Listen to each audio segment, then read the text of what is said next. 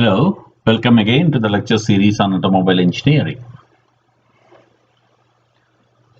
In this session, let us discuss about another very important alignment angle, wheel alignment angle, that is caster. So let us understand what caster means. You just consider this wheel. Let me draw a vertical line through this. Then this is the steering. So I'll draw another line through this.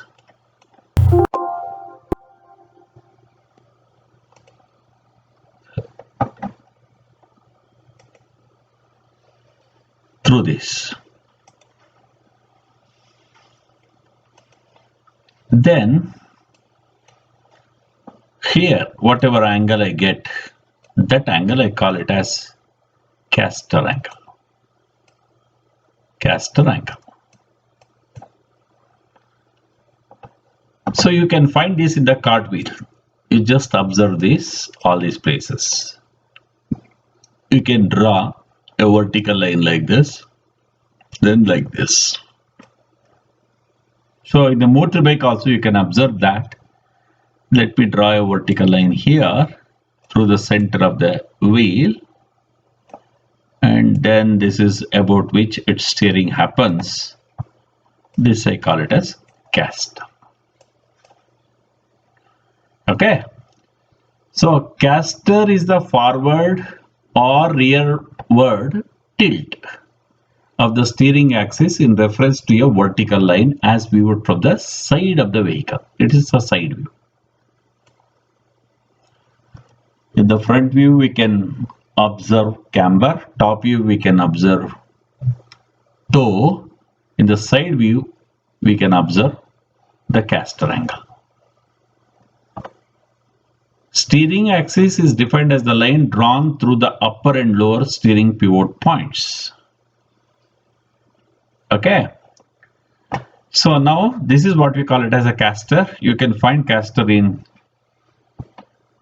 all the steering wheels, like, whether it is a cart or motorbike or car. Zero center, there is something like this. This is what I call it as, you see here, the vertical line as well as the steering line, they're coinciding and we are getting 0 degrees. It's perfectly vertical. In this case, caster angle is 0. There is some, here we have some caster angle. Let us see the other one. This angle we call it as a positive caster. Here it is a neutral caster or 0 caster. This is the negative caster. Please remember that you are moving in this direction. This is tilted forward. This is negative caster. This is tilted backward. This is positive caster. And here it is 0. Then it is neutral caster. So please know that this line when I produce, it is ahead of the center line. Here it is behind of the center line. Okay, this is negative caster, this is positive caster. Positive caster is present when the upper suspension pivot point is beyond the lower pivot point as viewed from the side.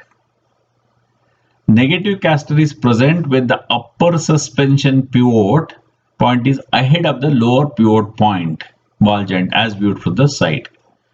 Caster is measured in degrees of or fraction of degrees.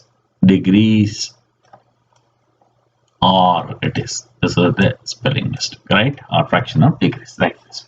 Anyway, so you understood what is caster, what is positive caster, neutral caster, and negative caster. Look at the car. This is what is talking about. This is the wheel, this is the suspension, you have suspended the wheel, and there is then the wheel is steered, the front wheels are steered, and this is what the steering axis is. So this is what we call it as the positive caster. Here it is negative caster. Okay. So most of the times in the car you can observe only the positive caster, not the negative caster. Some points about caster. Caster is a stability angle. Caster is a stability angle. What it means, I will clarify. If caster is excessively positive, vehicle steering will be very stable. Will tend to be straight with little steering wheel correction needed and help with steering wheel. If this is positive, it is always stable. Vehicle steering will be very stable. If the caster is positive, steering effort will increase. That is another kind of a thing with increasing positive caster. So what it means is, suppose this is the caster angle you have. Suppose you increase the caster angle, increase the caster angle. As you go on increasing the caster angle, the effort required for steering will increase. What it means? Imagine you are trying to steer the wheel like this. So there will be a side force which will be acting at this point. If I go on increasing this is okay. These are the point at which the side force can act. Imagine this is the side force. So I have to say in the plane of the ground, the side force is acting. And this distance you take, as I go on increasing the caster angle, this distance increases. Then the magnitude of the couple increases. So to overcome this couple, well, steering couple, like this force, steering force will increase. That is what we say, steering effort increases. Of course, as the caster angle increases, means in a positive direction, stability improves, but effort for steering will increase. That's what we must understand. That means to say, simply for improving the stability, we should not go on increasing the caster angle. There is a limit for that. So that's what it means. If the caster is positive, the steering effort will increase with increasing positive caster. Greater road shocks will be felt by the driver when driving over rough road surfaces because larger couple.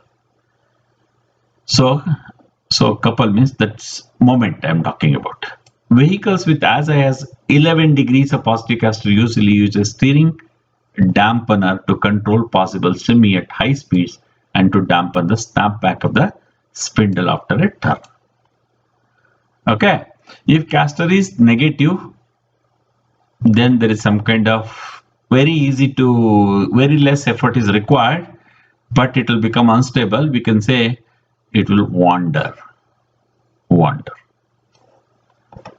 So if the vehicle is heavily loaded in the rear, you see here like this, it is stretches, and this fellow which was here, so it will start stretching.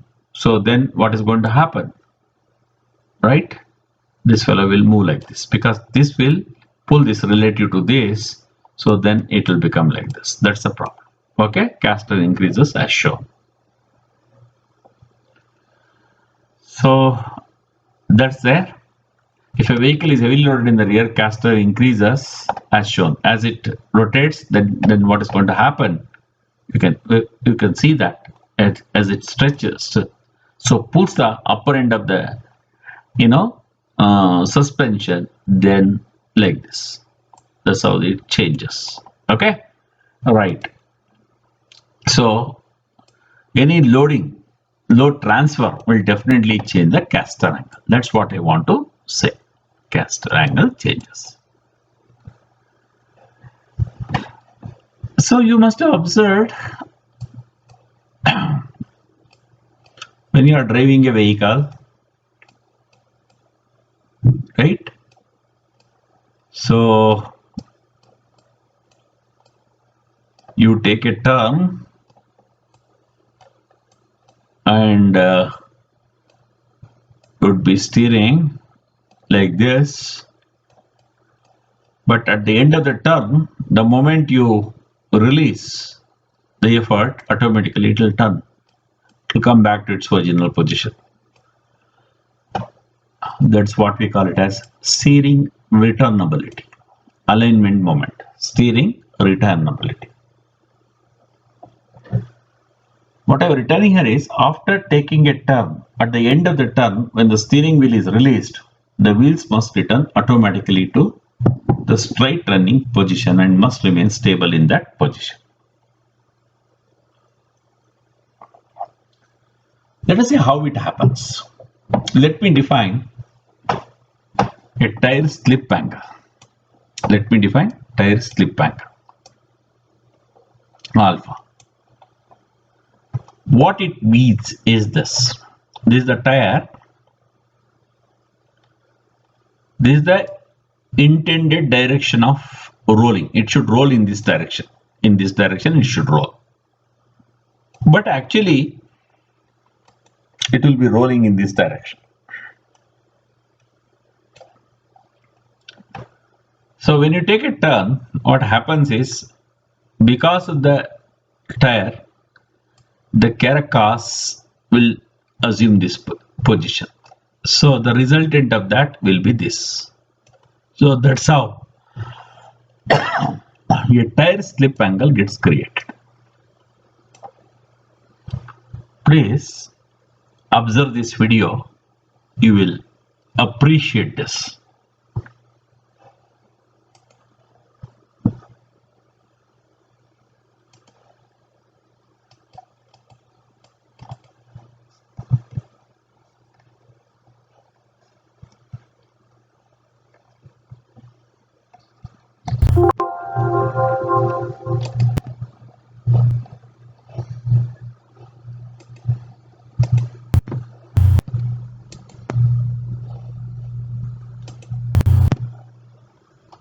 You observe here how exactly the tire changes its shape when it is rolling, right?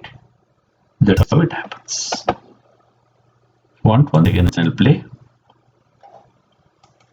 You can observe that. Okay.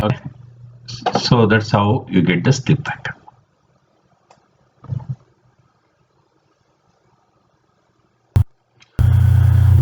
Now let us see. So you have positive caster, right? Positive caster. To make you understand better, let me go to this figure. You see here, imagine this cart. So let me draw a line like this. Like this. This meets the ground here. It meets the ground here. Let me draw a line like this. Is that okay? Right. Please focus on this kind of a thing. You just steering axis you produce here also. They meet at the ground. Wherever they meet, you just draw a line. That's what exactly I have done. I have drawn the line here. Okay. So see from the top, when I produce the steering axis to the ground, each steering axis, wherever they meet at the ground, those ground points, I join them, I'll get this line. Okay. So this is the vehicle, it is taking a right turn, let us say, and the centrifugal force will be acting outwards. To counter the centrifugal force at each one of the wheel, you can find lateral or grip forces. These are the grip forces. Okay, grip force at outwards will be higher than the grip force here. As I said earlier, like in the previous, here I have shown you. So tire slip angle is created because it's taking a turn. This what happens, the carcass will shear like this and a slip angle gets created. So now the question is the side force. Look here. So let me draw all the side force plot from here to here. So you will get a triangular distribution like this. Then the resultant force is this. Okay, there is a shear and the resultant shear force is here. Correct. And this is the line passing through, the imaginary line passing through that steering axis point, steering axis where they meet the ground. This force, you call it as this, that is the side force, resultant side force. About this point, you create a moment. So when you are using your steering, you are applying an effort in the clockwise direction so that this vehicle takes a turn. So whatever happens at the wheel side, it will create a counterclockwise moment. That is what I call it as aligning moment. Right? Aligning moment. So that is why when you take a turn, at the end of the turn, this aligning moment will bring the steering wheel back to its original position. Okay? So this all happens because of the positive caster. You decide. Positive caster. Okay, now the question is, due to some reasons, you have, if at all your caster is negative, it becomes negative caster. When you are taking a turn, because of the load transfer, the caster becomes negative. You can see that the aligning moment is supporting this. So it makes the vehicle a oversteered vehicle. Oversteered vehicle. It makes the vehicle unstable. But effort required will reduce. So negative caster, effort required to steer the vehicle will become very, very less. However, it makes this system oversteered or it makes the vehicle unstable. That's why we don't prefer negative caster.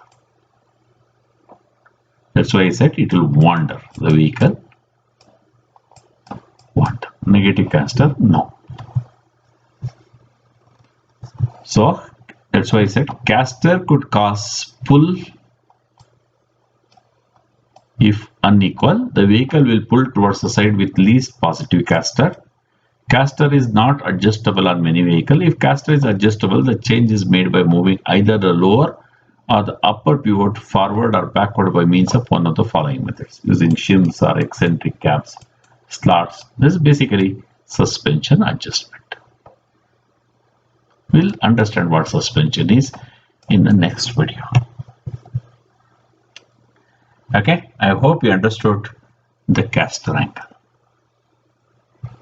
Now, there's another term that we use, turning radius. You're taking a turn. You see this, the turn is like this. This I call it as inner side, this I call it as outer side.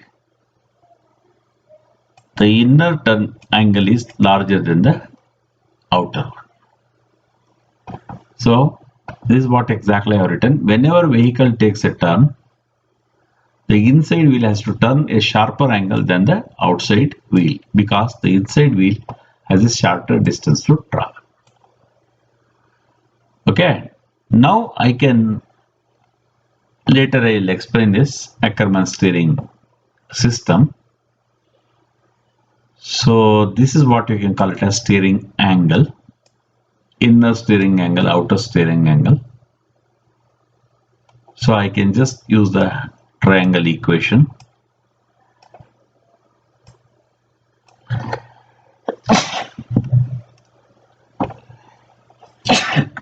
So L is the wheelbase length and T is the track width.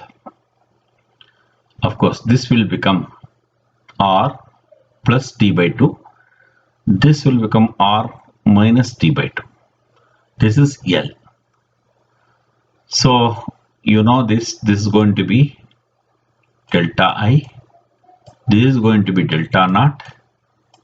Delta naught, delta I can write. I'll get this. So if I know these angles, I know the vehicle wheelbase length, no doubt at all. Track width also is known, then I can find the turning radius. Okay. Setback. This is what I call it as setback. This is positive setback, this is negative setback. What it means is the angle formed by a line drawn perpendicular to the front axle. This line is drawn perpendicular to the front axle. This line is drawn perpendicular to the front axle. Okay. So here you see the definition. Setback is defined where one of the front wheels is sitting back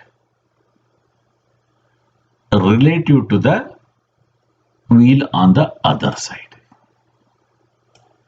Here in the positive, this is back, this is front. In the negative, this is back and this is front. That's what happens. Okay, that is how we define positive setback and negative setback. The causes of rear setback include frame chassis or rear cracked misalignment due to a collision. If the vehicle has setback condition, it may pull to the opposite side of the setback. So now another thing is, you can also observe whether the wheelbase length on both sides is same or not.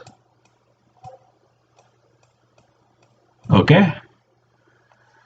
So this gives an idea whether they are wheelbase, whether this shaft is parallel to this shaft or not.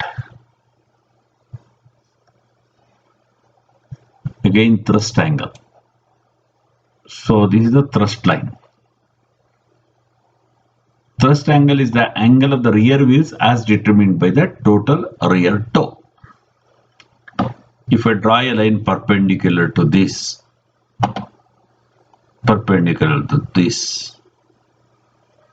this line is a thrust line. So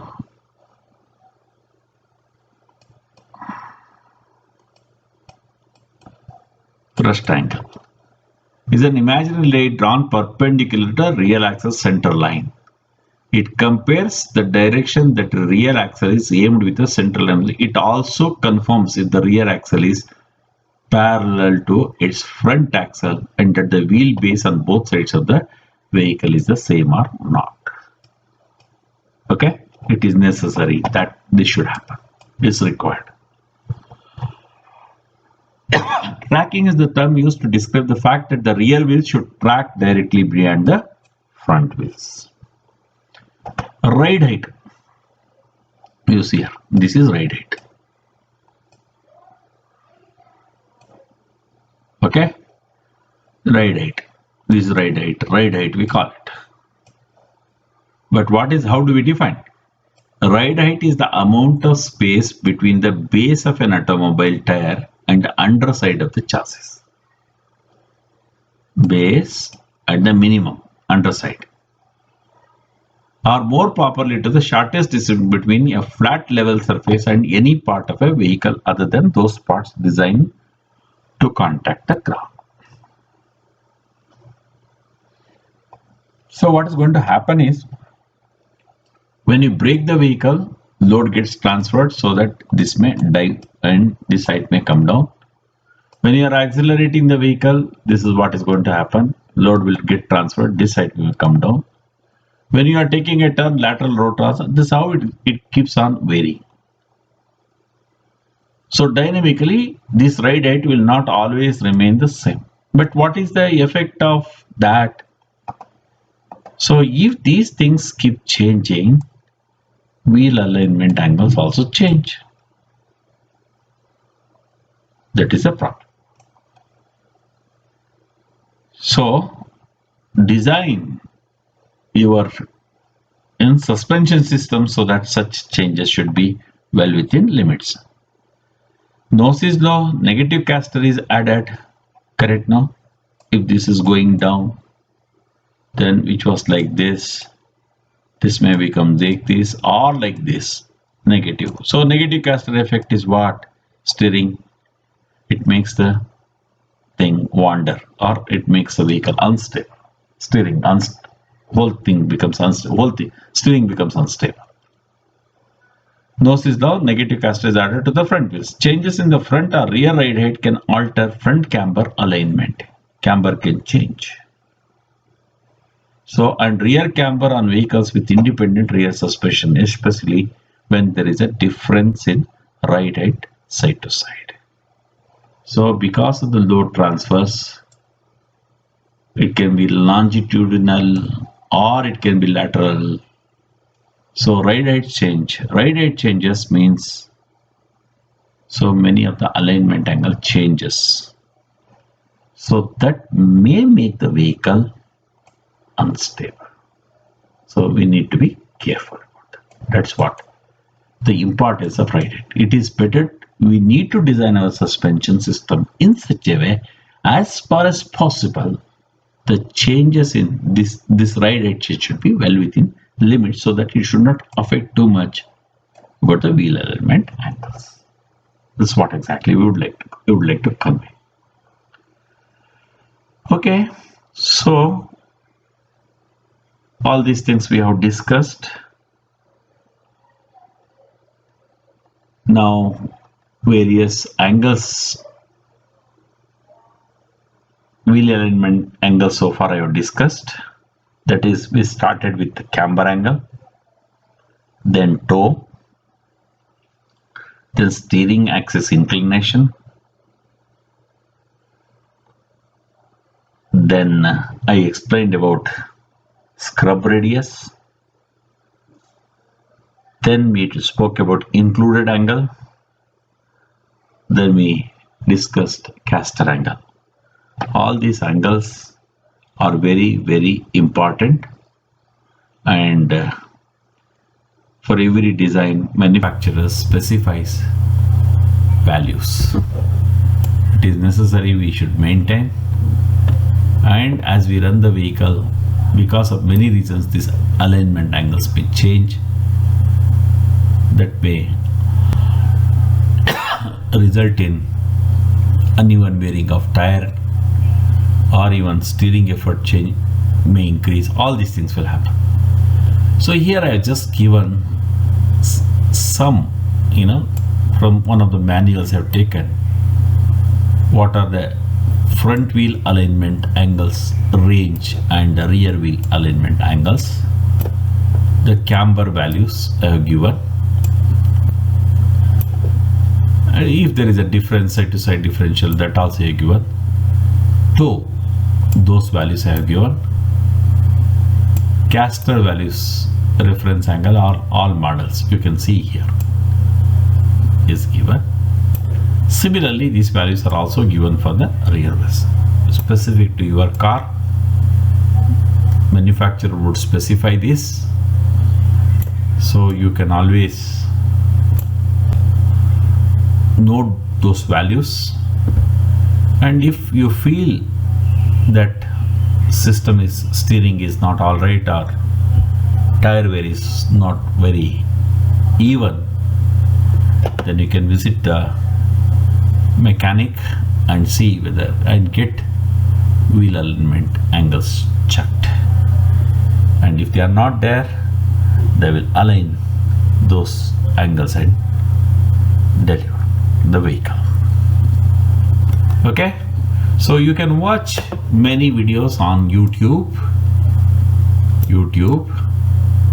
and understand the YouTube, and you can really understand all these wheel alignment angles. Okay, so in this session now you just completed all the wheel alignment angles related discussion. In the next session we will talk about the suspension geometry. We'll talk about suspension, not about suspension geometry. The suspension we'll talk about. Now, thank you very much. Bye. Many a times, the wheel alignment angle which we discussed, so their value, the variation during dynamic conditions, all depends upon how exactly the wheel is connected to the frame through a suspension. So many of the times we use the word suspension kinematics. So what exactly we mean by that is the change in orientation and position of the wheel under wheel stroke. And definitely, so that time what exactly happens during the wheel stroke as the suspension moves up and down, there will be changes in the camber angle, toe, even caster angle, and so on. And the changes, as I've already explained, definitely it influences the handling and the stability of the vehicle. How exactly camber affects the handling, what is the effect of positive camber, negative camber, such things we have discussed. Also the positive caster and negative caster, how exactly toe influences the vehicle wheel alignment. All these things we have discussed. So study of all these things, what we call it as many of the times, is suspension kinematics. There is another word that we quite often use is compliance. So compliance is deliberately introduced into the suspension system through bushings to achieve good ride and handling. Bushings are rubber members provided in suspension and steering subsystem to avoid metal-to-metal friction during kinematic motion. And there are two types of compliance of interest. One is lateral compliance and longitudinal force compliance. So what exactly I'm trying to say about this is, look at. So in the suspension we come across various joints. Let us say now this is a control arm, upper control arm. This is a lower control arm. And you see here the control arm is connected to the frame. Here, this control arm, we are using bushes here to avoid the metal to metal contact. About this hinge point, this will be moving up and down, right? So we use bushes at various points. Even if you see here a MacPherson strut, we use the bushes like this.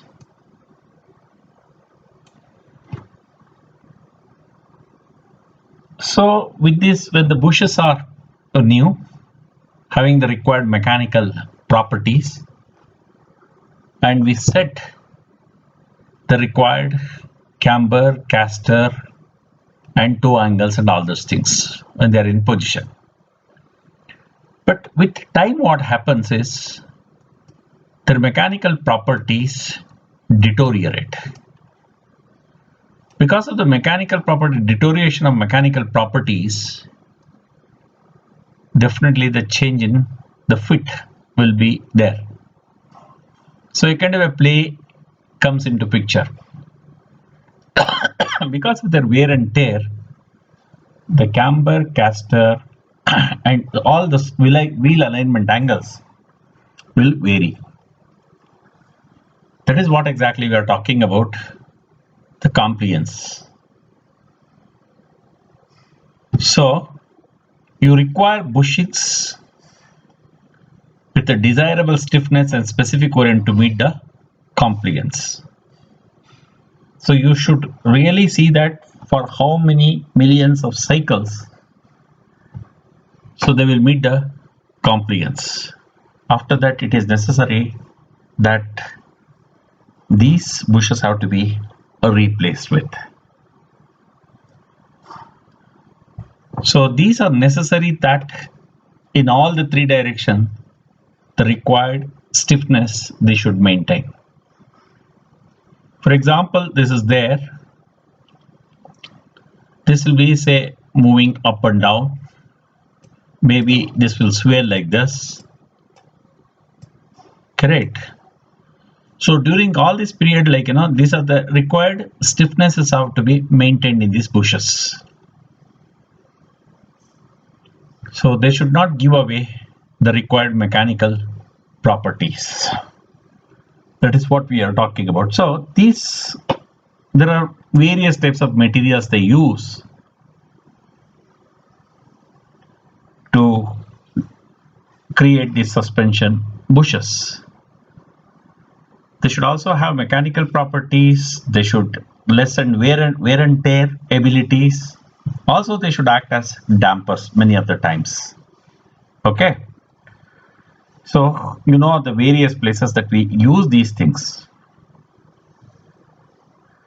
So we can test for how many millions of cycles they maintain the compliance using a compliance test trick. Okay, we call this as kinematic and compliance test trick. So here it is possible to simulate various types of motion, right? You can create bounce motion, you can create a lateral motion, you can create longitudinal motion, also you can create roll, pitch. All these things are possible. So from these we can find out up to how many million cycles the bushes will maintain those required properties, mechanical properties. Also, if there is a variation, you can see here the wheel load and wheel travel. So here there are two curves I have shown, right? Vertical load on the front left, vertical load on the front rear. Correct. So here we have drawn wheel load versus wheel travel, and we can load by displacement. What you can say, your stiffness, you can see that, right? Also we can say, look here, we can, with this load, we can also measure the camber changes and toe changes. You can see toe front left, toe front right. What is the toe change? When there is load, look here toe, versus camber and wheel travel for left and right wheel, and here same way. This is basically we are checking camber in these two lines. Here we are these two curves. Here we are measuring the camber change. In these two curves we are measuring the toe change. So we can test this kind of a thing and see that they are well within the limits.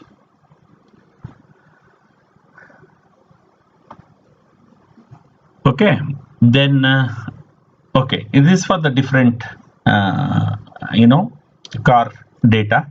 This has been done, right?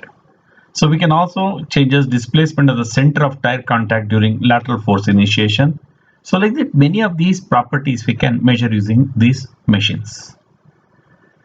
So these suspension bushes comes with the different materials, different design, all these things.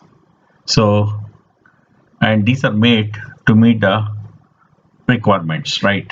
Whatever the toe change requirement and how many millions of cycles these should withstand all this. So based on that, sure. So here I have just shown some of the samples of suspension bushes, right? And with their applications, I have indicated, and also, how these, the manufacturing technology, right? So here, load versus frequency, like how many millions of cycles, what happens, what is load versus amplitude, then load versus deflection curve, all these kind of mechanical properties, how to test. These are all the things I have indicated.